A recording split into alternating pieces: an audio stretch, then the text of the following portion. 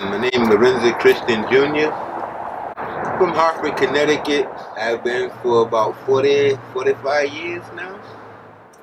I was born on a farm, so it's been a part of my life my whole life. And in reform school, they had a program with agriculture, so I took the agricultural program, and I don't know, it just seemed to stick to my blood. And later on in life, as I decided to take a career, I went with landscaping as a career. So it seemed like plants been around all my life. My mother gardened, everybody gardened. It's just a natural thing to do. I don't even feel like I got interested in it. It's just more like I started doing it, and everybody started paying attention because I've been always doing it.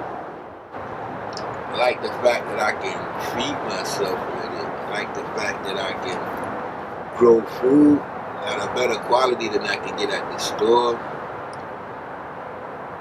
I like the way plants grow. I got different plants for different reasons. Like, I just got different plants.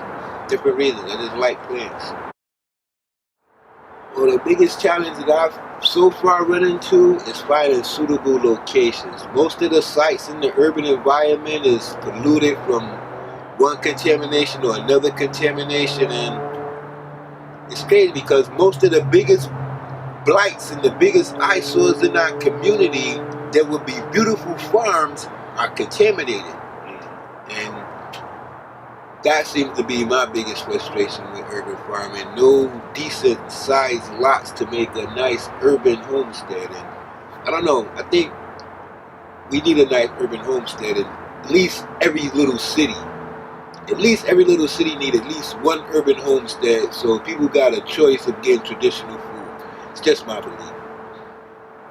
Well, I started with Knox, with like the Hartford Blooms project. When I seen it, I immediately just said, okay, this is what I want to do. So I went there and we ended up doing the Hartford Blooms projects. I don't know if you're familiar with the Hartford Blooms projects, where they put all of these pots like this all through the city and put flowers in them and try to just make the city a more pleasant and pleasing place to be. And then one day, I seen an ad offering Capital Community College had a program where one of the community centers on Albany Avenue, the community that I'm from in the North End, one of the community centers was doing the part of the training program. It was a co-op training between them, Capital, and Knox. So Knox came back again. So I got into that program. It was urban agriculture. So they taught me the urban agriculture at Capital Community. They did the class training at the library on the Avenue. We did our labs here at Knox. At the end of that program, when we got our certificates and graduated and stuff, two of the students from that program ended up coming into an incubation farm program at Knox. I was one of the students, and that was in 2015. And from 2015, I just been basically just developing my style of products and stuff like that, developing my business plan. And I created a company, CT College. We primarily sell leafy greens and stuff like that, but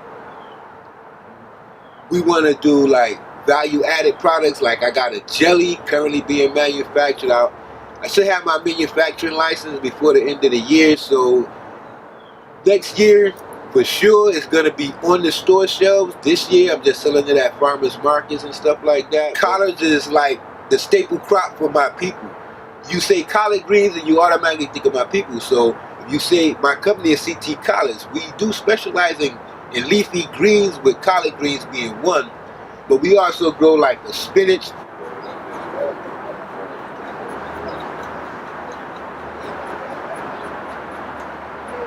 It's called Malabar spinach. It's a Guyanese callaloo, and it's a crop that I'm starting to develop. It's one of the three leafy greens that I primarily focus in: collard greens, kale, and the Guyanese callaloo, which is a Malabar spinach.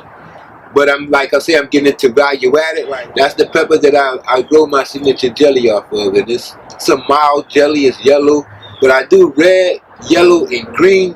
The yellow has been the best seller at the farmer's market, so it became my signature jelly. Hot sauce, what I went into the game to do, I'm still producing the hot sauce, but the jelly took a life of its own, so I let it do what it do. But I'm still trying to get my hot sauce thing going. Knox is one of the few people, one of the few organizations around that deal with urban agriculture, and they started off with trying to beautify the city. You know, throughout their history, they've been interested in plants, and at the day and age, I don't know if anybody aware of our food crisis, and I know the President Party don't talk about our food crisis, but we're coming up close to a food crisis, seeing that 90% of our food is imported from other countries, and I don't know, you do the math, but Knox has always been a part of making places beautiful and providing plants, and now they got this new thing where we doing this landscaping with edible food. Like, you waste all of this space on lawns and you could be growing enough food to take care of your whole family. You can cut your food bill, you can cut like $20,000 out of your food bill by growing certain things in the landscape that you spend about $10,000 a year manicuring and taking care of. You know, man, common sense. I mean, Knox putting the common sense to the sense.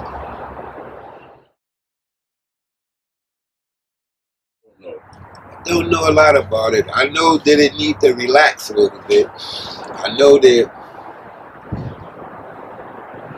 25 chickens is a lot of chickens, but if you want to farm, 25 chickens ain't going to do it. And they little limit on having 25 chickens for our urban farmers is almost like limiting our money. I mean, I understand about the zones and the orders and all of that stuff like that, but like I'm saying, there's a lot of spots where we can do a lot of stuff, but the zoning and I don't know, it's a lot.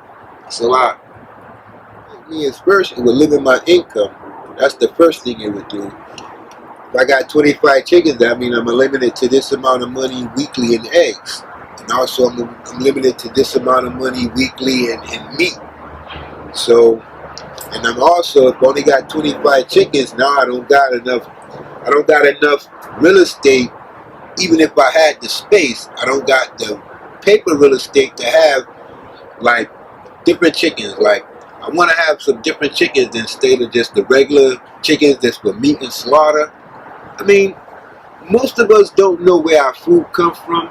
And if you start introducing children to where their food comes from what they already know, whether it be wrong or whether it be right, just take what they know and start introducing them into where food comes from. Because if the grocery store is in the day, a lot of people don't even know where food comes from. They can't associate a chicken with an egg. And that might sound sad, but it's the truth. Market, we give tours and answer questions and show them what we're doing here and explain about food. That's what we do, is pretty much hands-on. We invite people in to see. We have a large community garden base here too. We have, throughout the Hopper, we have a lot of community gardens. In almost every neighborhood you can find a community garden. Sometimes in some neighborhoods you got community gardens on almost every other street. Community gardens are good, and to have access to community gardens is another way of, like I'm saying, like, okay, I can't grow in my own yard, but I can go over here and I can save, what, $500? I can grow $500 worth of food to chop up, put in my refrigerator, and save throughout the winter. It's real. And we got a lot of people who come from traditions of farming, like from different countries. Like, I'm from Alabama myself, and I'm from a farm country. So farming is in my blood. I wanted to farm. The only access I had before Knox came was the community gardens. And I utilized the community gardens to a point, but there's only so much you can do in a community garden. This incubator farm, it's a little bit different. I would like to see more urban farms. I would like to see more food growing in the city. I would like to see less trucks coming into our community with vegetables on them.